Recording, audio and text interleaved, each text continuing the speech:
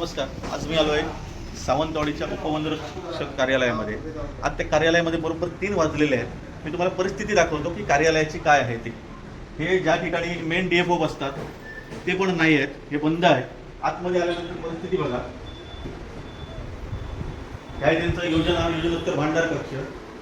इथे हे कोणतरी बाहेरचे शिपाई थांबले आहेत. टेबलवर एकही नाही. 3 वाजलेले आहेत. 1 वाजल्यापासून मी इथे थांबलेलो आहे. एकही कर्मचारी इथे. जनतेच्या पैशावर फक्त मजा करायची. लोकसेवक नाही ते हे मालक म्हणून कसे बनले ते तुम्हाला सांगतो. आता बघा कुठे गेले तुमचे सगळे अधिकारी. व्हिजिटर बुक कुठे आहे? अधिकाऱ्यांचा हंसल बुक कुठे आहे? रजिस्टर. हा, हे व्हिजिटर बुक कधीच आहे?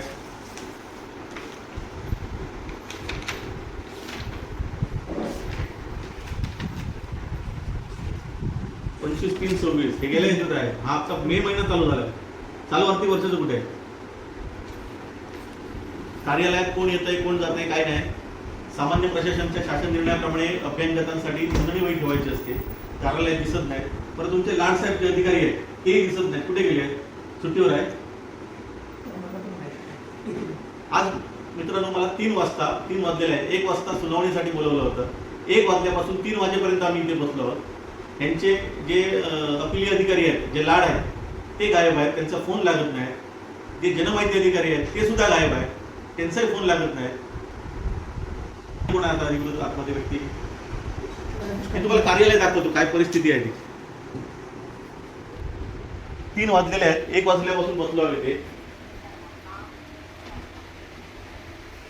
बघा एका तरी डेस्कवर माणसं आहेत की बघा. ही परिस्थिती आहे कार्यालयाची. जनतेच्या पैशावर फक्त मजा करायची. 3 वाजलेले आहेत. 3 जेवायच्या नावाखाली